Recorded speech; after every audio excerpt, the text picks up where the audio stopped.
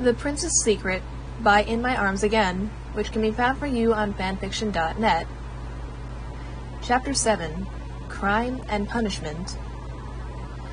Dinner time came and went, and Minerva soon found herself back at her desk in her classroom. She occasionally glanced down at the pile of essays in front of her, though she mostly watched the door for any sign of movement. At any moment she knew that Rose Beckett would be arriving for detention. She ran her fingers under the desk. Rather unsurprisingly, the deputy headmistress was anxious. She didn't want to tell this girl that she was being sent to work with the same teacher that she so openly insulted. It was unsettling to Minerva, but she couldn't imagine what it was going to do to Rose.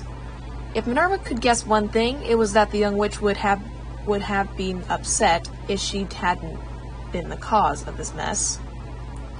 She obviously didn't like Severus Snape any more than anyone else did. After so many years of teaching, Minerva just knew that she was most likely about to witness a fit of teenage rage. If that wasn't enough weight on her mind, Severus wasn't any easier to break the news to. When the potions master failed to turn up for dinner, Albus volunteered to venture down to the dungeons and inform him of the arrangements. He had been light-hearted enough to believe Pomona Sprout's jokes that the man would actually take great joy in such an idea. But that wasn't the case at all. After a brief moment of frantic thought, Severus seemed to come up with as few ideas as Minerva had originally. And after actually sinking to the low level of begging his headmaster, then he excused himself and adjourned to his office. As Albus turned to return upstairs, he thought he heard something that sounded suspiciously like angry snarling and shattered glass. Well, that went better than I thought. After hearing this, Minerva further questioned her judgment. Would it have been less dangerous to send Rose out to the Forbidden Forest? If Severus was still that livid, it wasn't anyone's guess as to how he would act then. She then remembered Albus saying that by that time Severus might have calmed down enough to put Rose to work. He also reminded her that hexing someone into oblivion without justifiable reason was not just in Severus's nature. Minerva just had to try and trust the headmaster's confidence that Severus had enough self-control to not hurt the girl. And even so, Rose was a proud Gryffindor. If Severus so much as uttered a jinx, she would do well to report him. But that still left the problem of making them both get over their emotions long enough to effectively adhere to their duties. Maybe it was time to try out Dumbledore's "if it's only for a few weeks" speech. It was almost 7:30 when Rose finally arrived, dragging her feet across the stone floor. She looked quite tired, but still held herself with a modest pride. Obviously, she just wanted to get this over with. "Evening, Professor McGonagall," she said quietly. "So where do you want me to go?" The elder witch set aside her papers and sighed. "It grieves me to inform you of this, Miss Beckett, but due to staff commitments that I was unaware of, you will be serving detention with Professor Snape until further notice." Rose was quiet, eerily quiet. But in the absence of protest, her eyes slowly got wider, and her face tightened. Her mouth dropped open as she blinked, struggling to find words. "You have got to be kidding. You say I had detention with Snape? No, you can't be serious." "I'm afraid that I am being serious, dear. It wasn't my first choice, but I wasn't left with many options." "So what, you mean to say that all the professors are busy?" McGonagall nodded. "In so many words." "Pardon me, Professor, but surely there must have been something else I could do." Rose's calm voice was beginning to knot up in panic. "What about Mr. Filch?" "He already has his hands full with 3 third-years. "What about the house elves? Can't you give them nights off and let me do their chores for a while?" "In my many years," McGonagall explained, "I have met quite a few students who would take Professor Snape over the school's laundry any day." "Professor, don't make me do this!" Rose began to get more desperate. "Don't leave me alone with him today. After today, Merlin knows what he'll do with me." "Miss Beckett, if there was such a threat, would I trust you in Professor Snape's hands?" Rose shut her mouth, unable to produce an answer that was good enough. McGonagall continued, I understand if you're not happy about this, but you know well that you have no claim to protest. You gave up that right when you chose to be disrespectful. Let us hope that you learn your lesson through this, though. And might I remind you that this arrangement will only be for 2.5 weeks. You can survive for a few days. I could go completely mad in a few fucking days, said Rose, gritting her teeth. McGonagall glared at her over her square spectacles. Miss Beckett, we already have negative 110 points. Don't make that negative 130 with such language. As far as your sanity is concerned, do what you can to hold yourself together, though I believe that you're exaggerating. But what if I'm not? Rose asked. What if it's unbearable? Give it until the end of this week. If both you and Professor Snape come forward and express to me that you feel this is not working, then I will try to give you arrangements that will work with someone else. Does that comfort you? The younger witch nodded. Good. And one more thing. In the meantime, you have spent since this afternoon, I hope you've had a chance to realize just how lucky you are. It is not often that Professor Snape will get so angry over an argument with one of his students, and he demanded that you be withdrawn from advanced potions. That was certainly something to get Rose's attention, and her brow furrowed at the slight.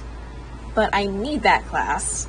The only good jobs in Muggle relations are in the Ministry, and I need a potions newt to apply. I know, and that's why I wouldn't allow it, said McGonagall. I am a disciplinarian, but I am also a teacher, and it is my job to provide all of you with the best opportunities for life outside this school. However, if you embarrass yourself and your house in such an appalling manner ever again, you will not receive this clemency twice. Now kindly go down to the potions classroom. Professor Snape is waiting for you. Rose turned and sluggishly walked toward the door. But before she went back out into the hall, McGonagall stood up from her desk. Oh, Miss Beckett, she called, getting Rose's attention. Yes, Professor? I just wanted to tell you that I finished reading your essay a short while ago, and I have to say that it is well written, however late it was. Rose's face lit up with surprise and joy, but McGonagall quickly brought her down from that. It isn't enough to win back any house points, but you can rest easy knowing that you will have a fair mark. Thank you, Professor, Rose smiled. Finally, something good! You're welcome, dear. Now off with you.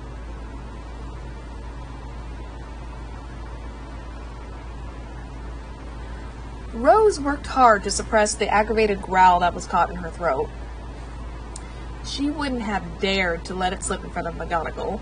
Aside from using her post as deputy headmistress to overrule Snape's outrageous demands, that woman had the power to expel her if she so wished.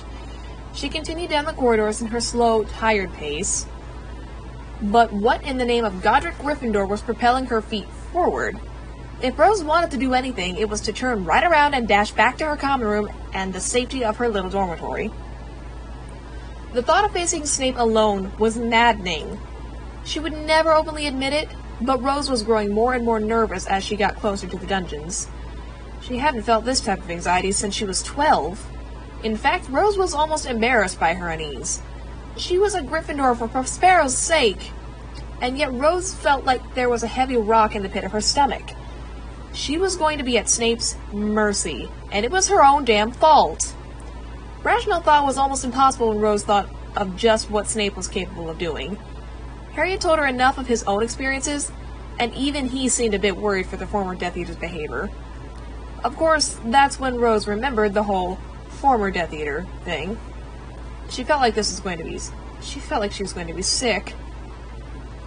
Suddenly, she stopped in her tracks. What was she doing with all this fretting? And why was the fault only hers? Snape was as much to blame as she was. If that greasy slime off the bottom of her shoe hadn't provoked her, she wouldn't have felt the need to do the same.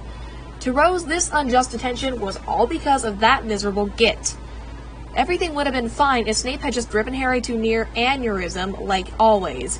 But no, he had to be the king of the Slytherins and kick her while she was down. And did no one take into account that he had disrespected her and brought her family into this rubbish? Her fear gave way to anger. Rose could feel her headache coming back again, along with a tight hold on her chest. Alright, they were both at fault.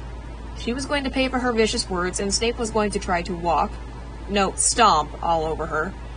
But Rose knew that to be the bigger person in this whole conflict, she had to protect her dignity. She hastily decided that she was not going to become the sad little victim. If anything, she had to do away with her useless cowardice. There were so many words that one could use to describe Rose, and coward was never one of them. Why should that change now? She told herself that she had to hold herself high, to be the woman she knew she was. After all, Rose wasn't a child anymore. Why should she be scared like one? In that moment, the red-haired witch mustered up so much courage and pride that she would have made Godric Gryffindor himself proud. Rose passed a good number of students on her way down, and each one felt the need to stare at her as she calmly walked on by. Evidently, they had all taken a guess as to where she'd be heading. With the attention she was getting, it was as though Rose was walking to her execution, and she didn't have a single doubt that some thought exactly that. She started to notice a pattern with each group she came across. The Gryffindors still looked ashamed and unsympathetic to her situation. The Hufflepuffs generally seemed like they were sorry for her. The Ravenclaws were obviously pondering something that they didn't really have much business pondering. And the Slytherins, well, laughed at her. Parkinson and her pack of bitches in heat led the way in the raucous giggles and the obscene choice of words. Rose soon found herself running to the dark lower corridor to get away from the unheeded harassment. She was approaching the potions classroom when out of the shadows behind her came a dark figure. She didn't turn, choosing to ignore the footsteps stalking her as she continued on her way. Rose didn't notice as the torchlight illuminated a pale, thin face and showed off blonde hair. "Returning to the scene of the crime, are we, Beckett?" Rose clamped her jaw shut against the snarl. "Leave me alone, Malfoy." "Oh, but how can I?" Malfoy was sneering like he had too many times in the past. "A miserable little bint, all alone without her friends. I couldn't find an easier target if I tried. And for it to be balmy bloody Beckett, it makes my night." "I'll bet I made your whole day." Rose still didn't turn around, seeing the classroom door come into view. "And if I didn't know any better, I'd say you were looking for an encore performance." "Ah, but you don't know any better. It's a wonder you know your own name." "Your little lady love told you to say that, didn't she?" The witch stopped to finally turn and glare at Malfoy, who looked quite amused. "What if she did?" he asked, stepping closer. "And what defense do you have to offer, huh? You made a mockery of yourself and your house, and nothing you can say can deny that. It was almost cathartic to watch you completely fall apart in front of Snape and all of us." "Still on Snape's side, I see." Rose cocked her head to the side. "Correct me if I'm wrong, but I've heard talk that you looked scared shitless as you ran from class with your tail between your legs." Malfoy's vile grin melted away, replaced by an irritated scowl. "Obviously your mother never taught you to hold your tongue. I wonder if she realizes what a rude daughter she's brought up." "Leave my mother out of this." Rose's voice fell to a low whisper. "Huh! Your threats mean nothing." Malfoy laughed. "If you were half the witch you think you are today, would have not happened, would it? My, you have some bollocks to insult Snape to his face. If I were you, I'd be soiling my knickers at the thought of what he could do." Rose shook her head with a smug smile. "I'm not afraid of him." "You say that now, but what about when you're left alone without St. Potter to protect you? I believe you have good reason to be afraid, Beckett." "Shut up, Malfoy!" The pompous blonde took a step back at the shout, his face taking on a look of mock sympathy. Rose took a deep breath, trying to calm herself again. Thinking that the pesky Slytherin was finished, she rolled her eyes as she turned to the potions classroom door. But just before she could knock, Malfoy laughed again. "Let's hope you live to see the light of day, Rosie." He didn't know what hit him. In a moment of faster-than-light, before he could realize his mistake, Malfoy found himself pinned up against the wall. Rose had a hold of his collar with impressive strength. "What did you call me?" she snarled. She didn't give the whimpering bloke much time to answer. "I swear, Malfoy, if I ever hear you call me that again, becoming a ferret will be the last of your worries." She would have continued with her threat, but she was interrupted by the sound of someone clearing their throat. Startled, Rose turned to see Snape standing in the doorway. Seeing the scene before him, his cold glare served as a silent warning. He stepped back inside the room. Rose turned back to Malfoy, still trembling at the hand so close to his throat. She didn't need to say anything to the coward. Making him shit himself would be enough. She let go, and Malfoy dashed down the hall. "You'll regret that!" he shouted. "You'll bloody regret that, you hear?" Rose sighed as she shook her head, and then silently went inside the classroom, shutting the door behind her. The potions room was dimly lit by the light of a few small torches and candles. It also reeked with the smell of a failed potion. Snape sat behind his desk, staring at some sort of parchment with a quill in his hand. He glanced up to Rose slightly as she stood in the doorway. He went back to his work. "Miss Beckett," he said in a low, scratchy voice. "Reporting for detention, sir." Rose responded the way that Harry and Ron had instructed her. "Yes, so I see." Snape's cold tone suggested that he didn't care about Rose's diligence. He also seemed to be doing his best to pay as little attention to her as possible. Rose stood uncomfortably in front of Snape's desk, wringing her hands and glancing about the room. The awkward silence only made it worse. Snape continued with his work. Rose cleared her throat, causing Snape to slowly lift his head and glare up at her. "Is there anything you wanted me to do?" she asked. "Not." Snape pointed one long, thin finger to the back of the room. Rose looked over her shoulder at an area where a number of cauldrons had been left to stew by another class. She groaned as her eyes drifted to the end of the table. This very unlucky student's cauldron had shattered and melted, and there were great splashes of some revolting liquid all over the table, the floor, and even up the wall. "Clean it up," Snape commanded. "Yes, Professor," said Rose, done with disobeying the potions master. She was reaching into her robes when she heard Snape's voice again. "Miss Beckett." "Yes, sir?" "Give me your wand." "What?" Rose exclaimed. "Why?" "I want you to clean that workstation, but you cannot use any magic. I want to eliminate any temptation," Snape explained. He pulled out his own wand and transfigured a bucket of soapy water with a scrubbing brush. "You have to do this the Muggle way." In her head, Rose was cursing the whole world, but she wasn't going to press her luck. With the misfortunes that had befallen her that stormy day, she might end up cleaning up one of Hagrid's pets. Snape set aside his wand and turned back to her, arm extended. Reluctantly, Rose brought forth her own ebony wand and laid it in Snape's waiting hand. He carefully, yet less than gently, put it in one of his desk drawers and shut it hard. He quickly set a charm on the handle. The girl couldn't get at her wand now, not unless she wanted her hand to turn to stone. Snape stood up and picked up the brush, dropping it into the soapy water. He picked up the bucket and hauled it over to Rose, setting it down on the table she leaned on. She stared at him with weary eyes. "Well," he snapped, "don't just stand there. Get to work." Rose stared at the mess and grimaced. "Sir, I don't have any way of knowing what that mess was supposed to be. How am I to know that there isn't anything dangerous in that?" Snape growled. "Would I be making you clean it by hand if there was?" "You probably would," said Rose without missing a beat. Snape snarled with frustration as he pulled out his wand and said, "Accio gloves." A drawer snapped open as a pair of worn leather gloves floated over to him. He shoved them into Rose's hands. "There. Happy?"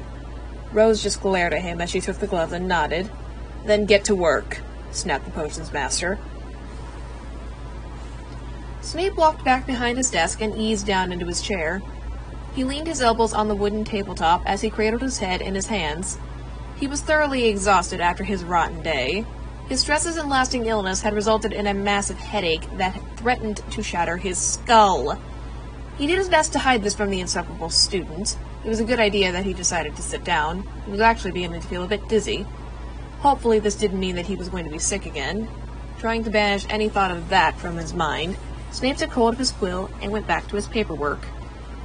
Rose took off her robe and flung it over another desk.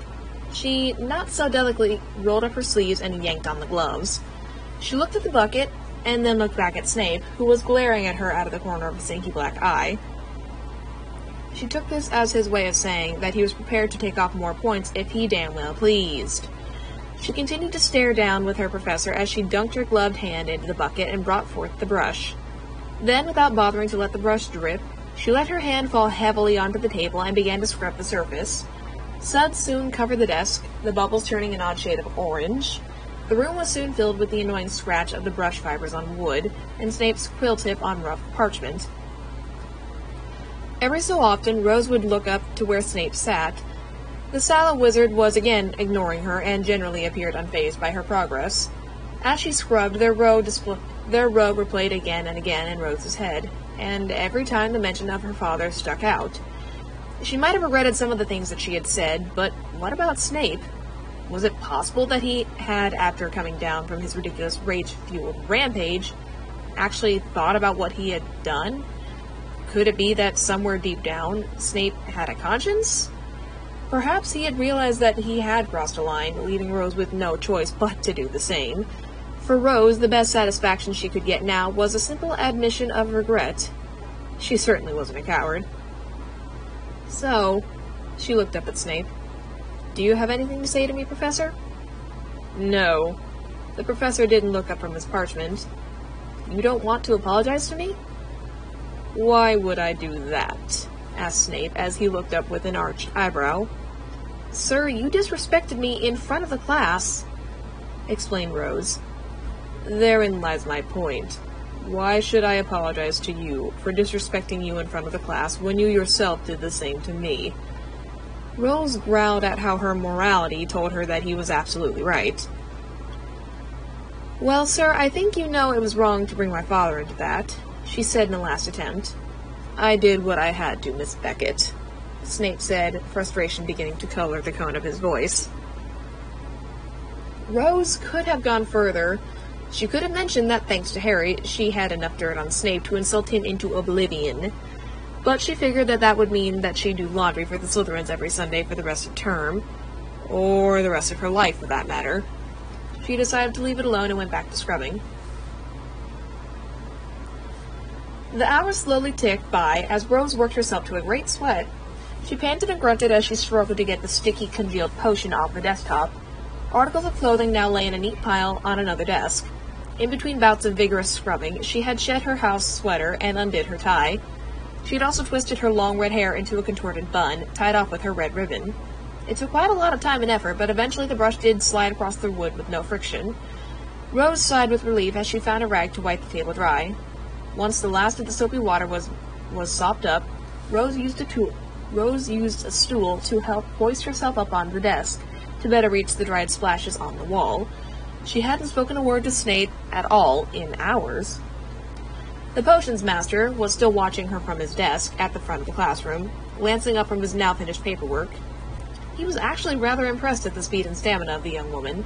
Severus had assumed that by 18 years old, the Beckett girl would end up as lazy as her father had been in his day, especially when faced with manual mugger labor. But yet here she was, scrubbing until her pale, freckled face turned red. Severus couldn't help but feel a bit bemused.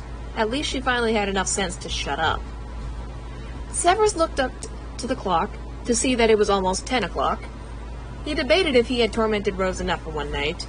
She had to come back tomorrow night, after all. But letting her go now probably would be better for his sanity rather than hers. His head and body both ached with persistent fatigue. There, finished. Rose's voice pulled Snape out of his internal thoughts. He looked up to see her toss aside her wet, grungy rag. "What was that?" he asked, delirious. "I said I'm finished, Professor," Rose repeated. Severus stood up and walked around his desk. Rose stepped aside to allow him to inspect her work.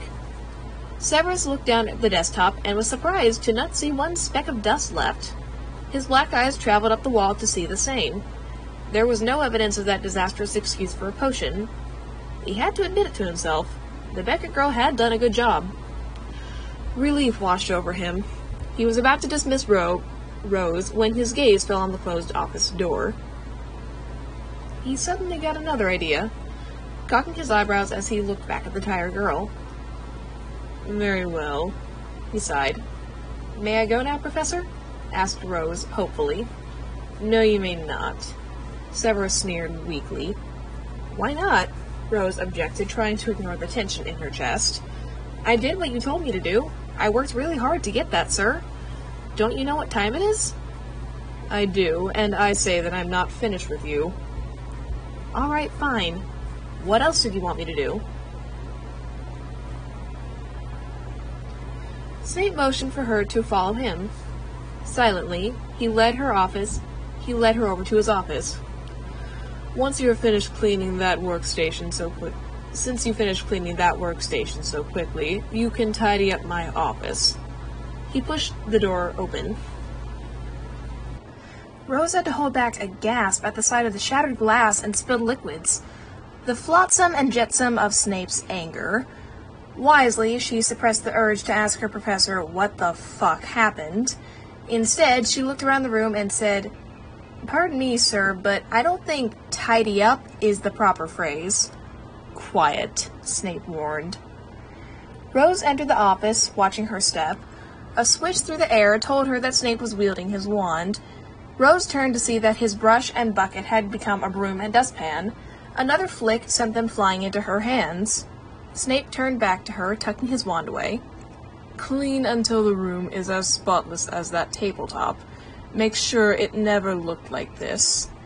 He walked over to his desk, tediously stepping around the mess of glass and potions he had created. "It would be wise to leave the gloves on," he said, sitting at his desk and leaning back in his chair. He retrieved a book from a desk drawer. "No need to tell me that. I'm not stupid," Rose thought to herself as she gripped the broom. She had a hard time trying to think of how she was going to work around the multicolored, potent-smelling liquids. She gulped as she looked at Snape, who was ignoring her again. "Professor," she said, getting his attention, "the potions, what do you want me to do?" Fortunately for her, Snape had enough sense to know that it wasn't a good idea for Rose to touch the raw ingredients on the floor, regardless of what her class performance suggested. A wave of his wand saw to that. He then turned his attention back to his reading. Rose raised her eyebrows in surprise. She couldn't even get up the courage to thank him. She simply sighed deeply before setting herself to sweeping. As she swept the sharp fragments into little piles, Rose would let her eyes wander to Snape. He was hunched over his book, cradling his head in his hand, and every time she looked, something odd tugged at her conscience. As relaxed as Snape was trying to appear, he still looked so tired. His face was pasty, and Rose could faintly see dark circles forming under his eyes. Though he no doubt was taking pleasure in having her as his personal maid, he still appeared on edge. "Sir, are you all right?" asked Rose, almost forgetting that this was Snape she was talking to. "Why do you ask?" Snape snarled. It was as though she had insulted him again without realizing it. "Nothing. You just seem a bit tense." Rose kneeled down to sweep up a glass pile. She avoided eye contact with the testy potion master. "Well, your presence isn't exactly desirable at the moment." Rose turned away, trying to hide the pink staining her cheeks. "I suppose I had that coming." "You certainly did." Snape shook his head at her. "I'm really beginning to question your common sense, Beckett." "No better than that of your housemates, if you ask me. My well-being is none of your concern, so kindly refrain from sticking your nose into places it doesn't belong." He looked down again, but he started to massage his temples, shutting his eyes. From where she sat on the floor, Rose could tell that the man had one heck of a headache. Even though she had been subjected to the same agony that day, she didn't sympathize with Snape in the slightest. In her view, he got what was coming to him. Rose had to work hard to suppress the sneer that she so wanted to throw at Snape. Karma's a bitch. The two of them went right back to ignoring each other after that, which really seemed to be the best thing to do. It certainly made it easier to get through the detention if they pretended that the other didn't exist. The silence in the office was almost deafening. Both teacher and student were so wrapped up in their own little worlds that neither of them heard the classroom door creak open. Ah, just what I love to see. A student hard at work. Both Rose and Snape jumped at the sound of Dumbledore's voice, looking to where he stood in the office doorway. "Professor Dumbledore," said Rose, nodding her head to him. "Headmaster," Snape simply stated. "What brings you down here at this hour?" "I just thought I'd pop in and see how things are working between you two. And since Miss Beckett appears to be unharmed, it seems to me that this is all well. Professor McGonagall, with me, would be relieved to know that I was right and she was wrong." Dumbledore smiled at his own comment, but neither the younger man nor the much younger girl were amused. "So, Miss Beckett, is this all that Professor Snape has had you do?" "It's more like a bonus," said Rose as she bent down to sweep up another pile. She let her eyes roll away from Snape, who had closed his book with a hard smack. "Now, what does she mean by that, Severus?" Dumbledore turned as the potions master slowly rose from his chair. "I had her clean the workstation in the far corner." Severus walked over to his office door and pointed at the clean table. "A Hufflepuff's potion combusted while it was fermenting." The elderly headmaster walked over and stared down at the surface of the wood.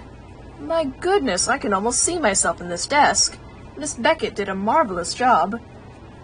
"It's actually rather impressive considering how it looked an hour or so ago." On the office floor, Rose's eyebrow twitched. Did Snape just compliment her to the headmaster? Oh, that's a bit odd. It must be because it's Dumbledore talking to. Thank God for that loony old man. With a shake of her head, she went back to her work, trying to tune out the conversation in the other room. As Dumbledore examined the desk and walls, Severus slowly moved back to his chair at the front of the room, trying to hide his discomfort from the headmaster. He sat down, lightheaded and queasy. Just walking the distance from his office to his classroom seemed to drain him of further energy. "I should tell Minerva that it may not be necessary to reassign Miss Beckett after all. The two of you seem to be handling this quite well." The potions master could only nod, too weary to speak. He was wishing to high heaven that the old loon would just think of something better to do than pester him. "Severus, are you all right?"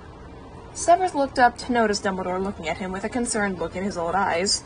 He growled as he shot up out of his seat. "Why must everyone be so concerned about my health? Minerva, Lupin, the Beckett girl." "I have a name, you know," Rose shouted from inside the other room. Severus rolled his eyes to the ceiling. "Fine. Miss Beckett." He shouted back before turning back to the... He shouted back before turning back to the white-haired wizard. "And now you. It's comforting to know that you don't trust my word anymore. If I say that I'm all right, then I'm all right, and that'll be the end of it. But our concerns are still not unmerited," said Dumbledore. "You don't look well at all tonight.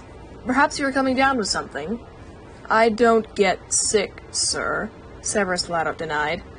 He quickly turned back to head back into his office, but that suddenly sent the room into a 360 spin. His stomach flipped and the blood rushed from his aching head. Severus gripped the edge of his desk to prevent the evident faint. He heard the sound of a door swinging into a slam. He looked up to see a closed office door, effectively locking Rose in. Dumbledore was at his side before he could blink. "Severus, what's wrong?" He gently pushed the younger wizard back into his chair. "Nothing. I just moved too quickly, that's all." "Have you had anything to eat tonight? I had hoped that you had when you didn't come up to supper." No, I haven't," Severus stammered. "Oh, no wonder. You probably haven't eaten anything since lunchtime, and even that wasn't much." Dumbledore tapped Severus on the shoulder before turning to leave. "I'll have the house elves whip up something for you two. Would you like me to dismiss Miss Beckett for you?" The old man suddenly found himself with a long, pale finger pointing at his face. "Do not send that girl away. I don't care if you are the headmaster. She is mine until I say different." Dumbledore gave a little nod, humoring Severus. He opened the office door and poked his head in. "Keep up the good work, my dear," he said. "Will do, sir," Rose's voice echoed out. Dumbledore walked over to the classroom door. "You know, what happened this afternoon is actually starting to make sense." He lightly chuckled. "But in all seriousness, I do understand that you have your priorities, Severus, but depriving yourself of nourishment will only do more harm than good." "I know that." "Then you should take better care of yourself. I need my teachers to be in tip-top shape, you especially. Good night." Then the old wizard disappeared into the darkness of the dungeon halls. After the door clicked shut, Severus groaned. Dumbledore had to see him vulnerable. He just had to. Now that crazy codger was probably going to go to great lengths to ensure his well-being. Just what Severus needed. Damn that twinkling eye. It wasn't long before two small house elves popped in, carrying two trays. One of them reached up to set a steaming bowl of beef stew before him, along with a small loaf of bread and a glass of wine. At least the meddling old food recognized his need for liquor. He noticed the second elf placing another plate on his desk. It was another 2 loaves of bread and a goblet of pumpkin juice. A little note in purple ink rested against the goblet. "For Miss Beckett, if she desires." Severus shook his head. After the little creatures disapparated, Severus looked up from the food before him with caution. It had potential to cause him more trouble tomorrow if that morning had been any indication, but at the same time, he felt like he was going to kneel over at any moment. Dumbledore was right to say that Severus hadn't eaten a thing since a rather meager lunch. Perhaps a late supper would help him get through the rest of the night. It should at least get rid of the headache. Yes, the headache had to go. He picked up the spoon and gently blew before taking his first bite. He had to hand it to the house elves. They did make good meals. He felt his body relax as he slowly tucked into his meal, but then he noticed the other plate. He'd almost forgotten that there was a teenage girl unsupervised in his office. "Beckett, get out here," he called. The door creaked open and Rose appeared. She noticed the food with wrinkled eyebrows. "What's this?" "Courtesy of the headmaster." Snape pointed to the bread and drink. "Eat." Rose was cautious in her steps, questioning why Snape would take pity and feed her. If anything, he probably wanted to watch her starve. But if it was on Dumbledore's orders, then she shouldn't have much to worry about. She also didn't want to give the greasy git a chance to change his mind. She took hold of the plate and goblet without so much as glancing at her professor. She then walked into the middle of the room and sat down at the desk she had shared with Hermione. Upon reading Dumbledore's note herself, she took a long sip of pumpkin juice. She tore off a bit of bread and stuffed it into her mouth. Snape leaned forward to look into his office. From what he could see, Rose was almost finished as the floor was rid of the large piles of glass. Alright, now he was curious. "I'm surprised." "Pardon?" Rose lifted up her eyes to look at Snape. "I'm surprised with how efficient you've been tonight. I would have expected for you to complete both jobs in twice your time. I would have expected you to be as lazy as you were this afternoon." "Well," Rose looked quite smug, "I think that shows who's the bigger adult is right now." Snape held back a snort. "Miss Beckett, you are hardly an adult by anyone's standard. And judging from today, neither are you." The potion's master's eyebrow developed a distinct arc as his grip on his spoon tightened. "What are you talking about?" "Professor Snape, did you seriously think that hammering me with questions would scare me into not being late? Was that the best you could come up with? I mean, come on." "But you didn't know the answers, now did you?" said Snape. Rose stopped talking and let her eyes wander off, biting off a bit of bread. "Well, no. But I was having a bad day, and it made you completely incompetent in this class," Snape finished her sentence. "It made me incompetent in every class. Professor, do you have any idea what kind of day I had? I don't know what I liked more, falling asleep at breakfast, the massive headache, the total inability to perform spells, losing close to 400 points total, or getting caught in the rain while walking on my tired, aching feet." The twitch in the corner of Snape's mouth betrayed his amusement. "It still gives you no excuse to be rude to your peers," he said. Rose wrung her fingers, pressure building up in her head. Oh, and I suppose it gives you the right to bully us when you need to blow off some steam. That's another thing entirely, Miss Beckett. Snape looked back down at his plate. His head shot up when Rose smacked her hand down onto the desktop. Clearly you don't understand me, she said in a low voice, struggling with control. Pardon my language, sir, but my day was bloody fucking horrible, and you made it that much worse. What they've been saying upstairs is true. We wouldn't be sitting here if you hadn't chosen to humiliate me in front of the class. With the stress that I was under when you put me on the spot like that, I couldn't take it. And that's when you decided to fight back. Snape finished her once again. Rose leaned her elbows on the table. What else could I have done? It might have occurred to you to control yourself. Snape locked eyes with the student, glaring back at him. Miss Beckett, I've had students mouth off to me before, in 17 years, but none could have come close to your little outburst. What? Was that supposed to be a compliment? Rose thought out loud. On the contrary, I found it to be rather disappointing. Rose ripped at her bread. Excuse me, Professor? Snape took a moment to indulge in his meal, but he did eventually begin speaking. You've been my student for nearly 8 years. When you're forced to interact with someone for that long, you come to expect certain things from them. You have always been one of those well-behaved students, obedient to school rules. I merely thought that you were intelligent enough to know when to shut your mouth, and apparently I was wrong about your intelligence in more ways than one.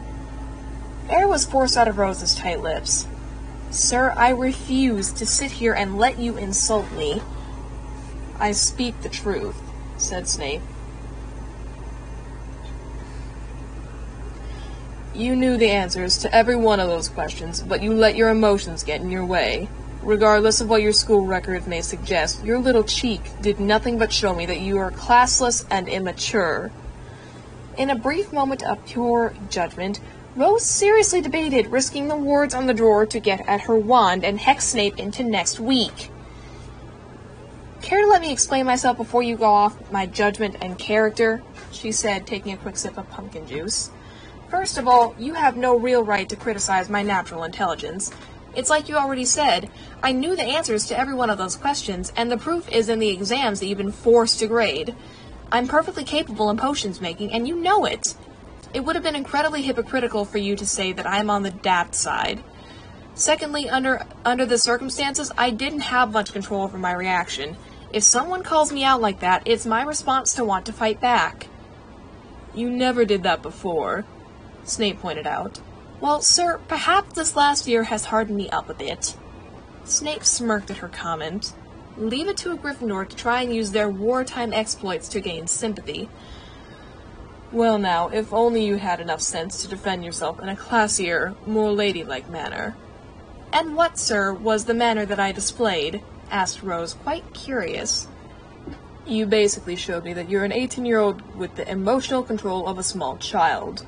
After all, why else would you so easily reveal certain information to a professor without considering the consequences? Rose realized what he was talking about rather quickly. Oh, look, Professor, this is about that whole bubble juice thing. Which reminds me, interrupted Snape. Where, pray tell, did you learn that, Gem? Because if my memory serves me correctly, you did not learn that in my class. Rose hesitated and took another swig of pumpkin juice. That's for me to know and for you to never find out. She tried to beat around the bush. Come, Miss Beckett, you obviously had to learn it somehow. Children are not born with the list of ingredients of illegal potions embedded in their brains. Rose's gaze left her professor and wandered across the room. She knew that he probably wasn't going to back down about this, and not when he had her backed into some unseen corner. He was probably thinking that he was about to uncover some illegal drug scandal at Hogwarts. You do realize that with a touch more proof, I can very easily turn you into the Ministry, and you could find yourself in more trouble than you've ever been in here. Or you could just tell me now. Yep, she was right. She sighed as she finished off her bread. She knew very well that in a case like this, it was probably a good idea to tell the truth. After all, it wasn't like it mattered if she was ratting out others. She was probably never going to see the other members of this particular party ever again. She looked back at Snape, who was also beginning to finish off his own meal. "All right," she said. "All right, what?" "All right, I'll tell you. But am I going to get in more trouble for this?" "That depends." Rose took a deep breath, summoning up all her courage. "It was my 5th year when Umbridge had control of the school. I had some acquaintances in Ravenclaw that were in their 7th year. We kept talking about ways to get back at Umbridge, you know." "These acquaintances of yours, what were their names?" "That I will not say, but one of them had learned the potion beforehand. I'm not sure how or why, but she did. They came up with this idea to brew the potion and then pass it on to my friend's boyfriend. He was going to slip it into her tea." What Rose heard next was the most startling thing she had encountered that day. It was the sound of Snape laughing to himself behind his hand. "Do you find this amusing, Professor?" asked Rose. "No, Miss Beckett, I just got the mental image of Dolores Umbridge under the influence," Snape explained, not looking up. "Oh, that's rich." "You see my point, then?" Rose smirked. "It would have been hysterical." "I take it that you never carried out this little plan of yours." "They never started the potion. People were starting to catch on, and I told them to back off before it got back to Umbridge somehow." Rose looked at Snape with a look of complete honesty. "Sir, you can test me under Veritaserum. I've never brewed that potion, and I never intend to. I never want to use that knowledge for my own benefit." Snape studied her face intently. The girl did look honest enough, and her voice held the same integrity. In fact, it was probably the most honest of any student he had seen all day. He did not want to allow himself to admit defeat to this young Gryffindor, but in his exhausted state of mind, he wasn't left with many options. "It's believable." "It is?" Rose exclaimed, unable to believe that she had done what a Gryffindor had never been able to do for years. "You seem honest enough, but don't think that I won't take up your offer about testing you under Veritaserum." Rose rolled her eyes. "Oh well, it was cool while it lasted." Snape continued, "Because if I did and found out that that was a lie, I will turn you into the Ministry on drug charges. Oh, I wonder if they would be kind to you and just put you through potion addiction therapy at St. Mungo's." The red-haired witch was unmoved. "Professor, I'm not lying." "After 17 years of teaching, you learn to know better." Rose stood up and brought her plate over to Snape's desk, setting it down atop his plate. "But you believe me, right? I'm not in trouble?" Snape shrugged, too tired to even bother with a better answer. But Rose was insulted by this. She backed away, clenching her fists. "You just don't care, do you?" The potions master let his eyes roll to the ceiling as he downed the last of his wine. "If I'm honest, Miss Beckett, I didn't care if I got an answer out of you." "Unbelievable!" Rose exclaimed. "You know, it seems to me that I might not be the only one here who doesn't care these days." "Care to elaborate, Professor?" Rose arched her eyebrow. "If you ask me, you don't care about this class anymore. Your lousy marks give that away." "My grades haven't changed." "Bollocks!" exclaimed Snape, snapping his head up. "Don't think that I didn't notice how your grades began to fall after your owls, and now you have quite a bit of catching up to do, don't you? Care to explain yourself there?" "I'm sure you know how hard it is to get a fair mark when Slughorn is more interested in someone who doesn't deserve the credit," said Rose. "You're no better, but at least you were fair. Those slipping grades you were so quick to point out, I chalk it up to unfair favoritism. My abilities have never had any bearing on them whatsoever." "Apparently today you were too dense to realize that I was asking you third and fourth year questions." "Oh, and I suppose that means that I don't care." Snape could detect a hint of sarcasm in the girl's voice, so he answered just as sarcastically. "Either that or you prove my original point that you're completely daft and hopelessly incompetent." Suddenly, Rose rushed forward and planted her hands on Snape's desk. She stared straight into his cold, black eyes. "Is that your problem?" she asked. "You've been barking up a tree all damn day, terrorizing anyone with the misfortune to get in your way. I'm not the only one they're talking about up there. I can recall at least 3 different first years whom you ridiculed to the point where you made them cry. And I'm almost embarrassed to say that because of you, Hufflepuff is leading the house with 270 points. You're a very brave lady to ask such a bold question, said Snape in a low voice. Will you stop mocking me? Rose demanded. With all that's happened today, I deserve some kind of explanation. Snape snarled. Who are you to say what you deserve? Rose backed away with a strong huff. She turned to Snape's office, still needing to finish her work. You know, a lot of people have been telling me to have some patience with you. So far, it's been one of the most difficult things I've had to do. And yet, I'm still trying. Perhaps you can consider doing the same for me. That is, unless Dumbledore has already given you a talking to. She pushed the door open. You try to have patience with anyone when you're completely sick to your stomach. Rose stopped dead in her tracks. Snape, now silently holding his breath, watched her with wide eyes. What had possessed him to say that so suddenly? But that thought was nothing compared to the realization that he had just opened up to a student, the Beckett girl of all people. And now that she knew this, she would probably do everything in her power to ruin what was left of his night. Rose slowly turned back to face the potions master, and to Snape's surprise, her face was long and her eyes were ripe with concern. She looked like she had just realized some critical mistake. Are you serious? Her voice was small as her brow wrinkled. You were ill today? Snape slowly and reluctantly nodded. Yes, I was, he said, not even trying to deny anything anymore. Why didn't you say something? Last I checked, I was not required to inform my students when I'm not feeling well. It would have been nice to have a warning, Rose suggested. Even so, you still would have been late, and you still would have not noticed. You didn't give me a chance to notice. Perhaps I like to keep the lot of you out of my business. Rose shook her head, her gaze falling to her shifting feet. But that's not very fair, to any of us or to you. My heart bleeds. Snape rolled his eyes. Sick to your stomach? It had to have been pretty awful for your temper to hang by a thread like that. Did you have anything else? I've been persistently nauseous, I've been lightheaded, and now, thanks to you, I have a splitting headache. No wonder you were in such a rotten mood. Have you seen Madame Pomfrey? If you must know, no I haven't. I believe this to be a mild bug, and that it will pass with time. Well, have you at least... Miss Beckett, Snape stopped her, holding up his hand. Your concerns touch me, but I don't need to be lectured by you. I will say this only once. Shut up and stay out of my business. Rose sighed before disappearing into the office. She fell to her knees to tidy up the last 2 piles of debris, stalling, really.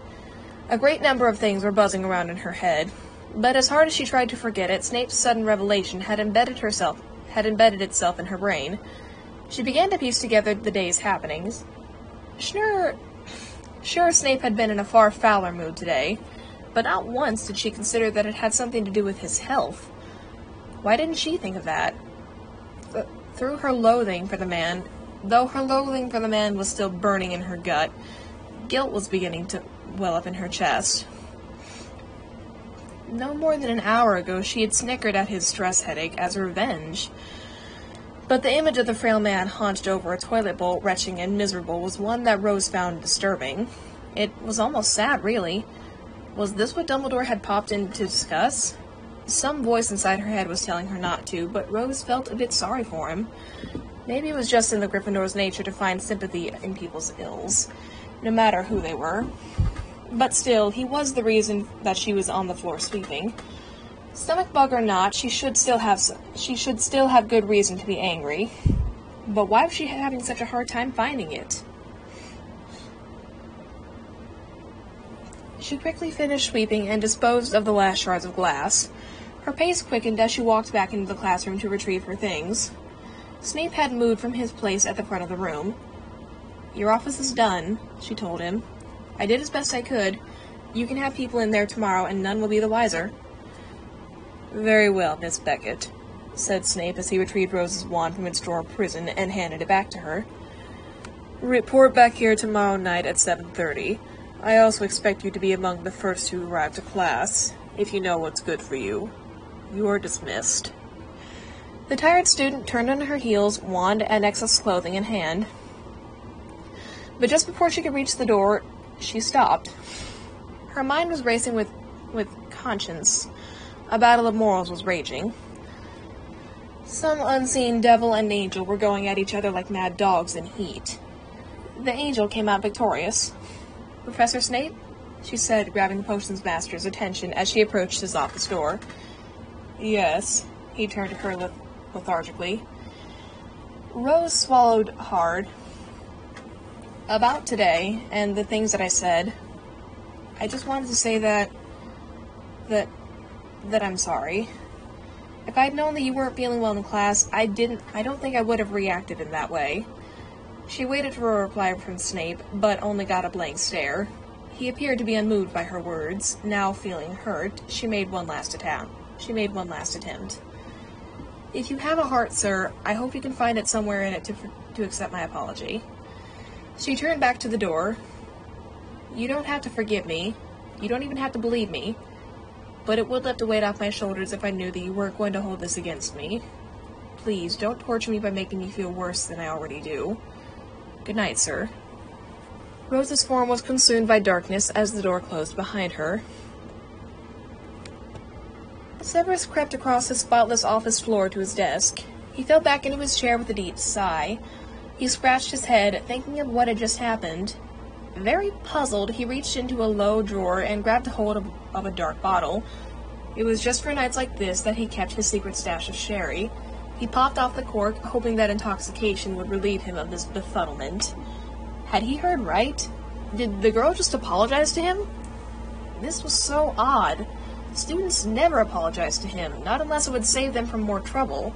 And even when they did, they didn't speak to him with a tone that mimicked that of someone speaking before the Ministry of Magic. How very un-Gryffindor-like, Severus thought. But it wasn't the action as much as the motivation that bothered him. Was that out of genuine regret? Or did his little slip of the tongue get to her? Words could not describe the wizard's confusion. He took a long swig of the deep amber liquor. He couldn't tell that it was the alcohol or his sheer exhaustion, but strangely, there was something about Rose's apology that was getting to him. Her honesty was one thing. Severus had been lied to many times in his life, and yet he felt that this was not one of those times. With the timid quality in her voice, Severus didn't need to invade her mind to be sure of that. Make no mistake, he had seen right through her polite demeanor when she had first arrived, revealing the true ego behind it. Thank you, legitimacy. But was it possible that she gave that up when she was left alone to think? And as much as it repulsed Severus to do so, he had to admit a very small, grudging respect for Rose. She had the courage to do what far few Gryffindors before her had done. She had stood up to him, taken responsibility for her wrongs, and accepted defeat with little fight. Now, if only her little friends would have enough sense to do the same from time to time. Severus took one last swig of his drink as he took hold of his quill. Though his reasoning was masked by booze and confusion, Severus had been moved by the young woman's words. He stared at the parchment before him. Action had to be taken on his part. He owed that much to Rose. There was no way he was going to lift her detentions. She wasn't going to get off that easily. But she did deserve something. Severus thought for a while. Then, slowly, as though not wanting to accept his own actions, he wrote it down. 100 points to Gryffindor. There, it was done. He couldn't possibly bring himself to return all 300 of those lost points. Not a snowflake's chance in hell. But this at least would bring Gryffindor up from the negative range and back up to 0. And much to the greasy-haired wizard's satisfaction, they were still tailing behind the other houses. But still, he had done enough for them. Come the morning, the students would be stunned and amazed. The teachers would be flabbergasted, and poor Rose Beckett would be hounded with questions. She and everyone else would only be left to wonder. The only other person who would see this little note would be Minerva. Other than that, Severus would not admit to anything, or to anything, for anything. Stuffing the folded note into his robe pocket, Severus tucked his bottle of sherry back into its hiding place. Then he got up to leave before he could change his mind. His head was heavy, and his tired eyes were screaming for sleep. Turning the Beckett girl into a muggle maid was nice, but right now, only one thing mattered: bed